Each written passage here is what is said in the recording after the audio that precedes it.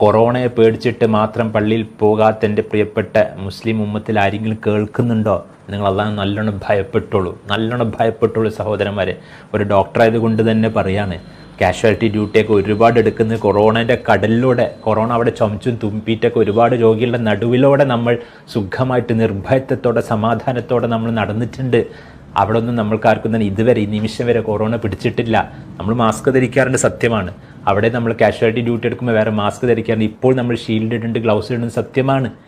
ഗവൺമെൻറ്റിൻ്റെ നിയമപ്രകാരം, സർക്കാരിൻ്റെ നിയമപ്രകാരം എന്താണോ പ്രോട്ടോക്കോൾ, ആ പ്രോട്ടോക്കോളിൻ്റെ അടിസ്ഥാനത്തിൽ കൃത്യമായിട്ടുള്ള മാസ്ക് ധരിച്ച് ഫിസിക്കൽ ഡിസ്റ്റൻസിങ് സാനിറ്റൈസ് ചെയ്തിട്ട് നിങ്ങൾക്ക് പള്ളിയിൽ പോകാം എന്ന് ഡോക്ടർമാരും സർക്കാരും എല്ലാം അനുവദിച്ചിട്ട് പോലും നിങ്ങൾക്ക് കൊറോണയെ പേടിച്ചിട്ട് പോവാതെ ഇരിക്കുകയാണെങ്കിൽ വലിയ സഹോദരന്മാരെ, വലിയ അപകടത്തിലേക്കാണ് നീങ്ങുന്നത്. ഒരു പള്ളിയിൽ മാത്രമാണോ കൊറോണ ഇത്തിക്കാഫ് ഇരിക്കുന്നത്? എന്താണ് നമ്മളൊന്ന് കുറച്ച് നമ്മളെപ്പറ്റി ബോധം ഉണ്ടാവണ്ടേ?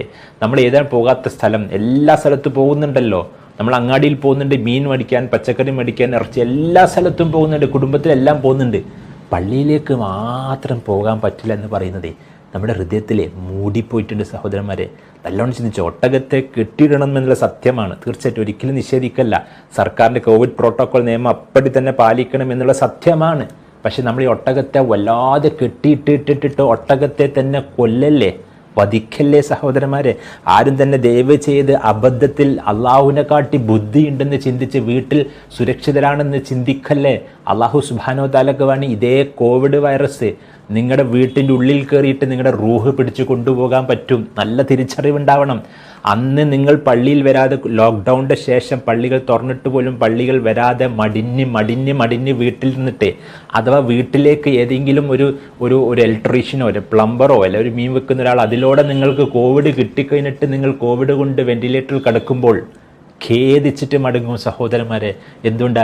ജീവിതത്തിൻ്റെ അവസാന ഭാഗം, ജീവിതം മുഴുവനും മുറുക്കെ പിടിച്ച്, അള്ളാഹിനെ മുറുക്കെ പിടിച്ച് ജമാഅത്തിന് പോയ വ്യക്തികൾ പോലും അവസാനം അവനവൻ്റെ ഹൃദയത്തിൽ കാപ്പട്ടെന്ന് പറഞ്ഞിട്ടാണല്ലോ ഞാൻ കുണ്ടിലേക്ക് ഖബറിലേക്ക് പോകുന്ന, അള്ളാഹിനെ കണ്ടുമുട്ടാൻ പോകുന്നത്. ഖേദിച്ച് ദുഃഖിതരായിട്ട് നിരാശരായിട്ട് ലജ്ജിച്ചിട്ട് മടങ്ങേണ്ട ഗതികേട് വരും സഹോദരന്മാരെ. നല്ല തിരിച്ചറിവുണ്ടാവണം. ഒരു ഡോക്ടറെന്ന് കൂടിയാണ് ഞാൻ പറയുന്നത്. മെഡിക്കൽ സയൻസിനെ പറ്റി നല്ല ബോധമുണ്ടായിട്ട് തന്നെ പറയുന്നത്, പള്ളിയിൽ പോയിട്ട് ഇതുവരെ ഇത്രയും 8-7 മാസമായി ഇന്നേ വരെ ഒരു പള്ളിയിൽ നിന്നും പെട്ടെന്ന് ഒരാളിൽ നിന്ന് 10 ആൾക്കത് കിട്ടിയിട്ടില്ല. എന്തുകൊണ്ടാണ്? പള്ളിയിൽ പോകുന്നവർ അള്ളാഹിനെ ഭയപ്പെടുന്നവരാണ്. അവിടെ പോകും, മുസല്ലെടുത്ത് പോകും, ഒളിവെടുത്തിട്ട് പോകും, എന്നിട്ട് അവിടെ നിസ്കരിക്കുന്നു, ഫിസിക്കൽ ഡിസ്റ്റൻസ് വെച്ച് നിസ്കരിക്കുന്നു, സാനിറ്റൈസ് ചെയ്യുന്നു, മാസ്ക് ധരിക്കുന്നുണ്ട്. എന്നിട്ട് പെട്ടെന്ന് പള്ളി നിസ്കാരം കഴിഞ്ഞിട്ട് അവർ പ്രാർത്ഥിച്ചിട്ട് അവർ വീട്ടിലേക്ക് മടങ്ങി പോകുന്നു. നമ്മളിപ്പോൾ ഒരു മാസങ്ങളായി നമ്മളൊക്കെ പള്ളിയിൽ പോകുന്നു. അൽഹംദുലില്ലാ ഒരു പള്ളിയും പിന്നെ പൂട്ടേണ്ട വന്നിട്ടില്ല.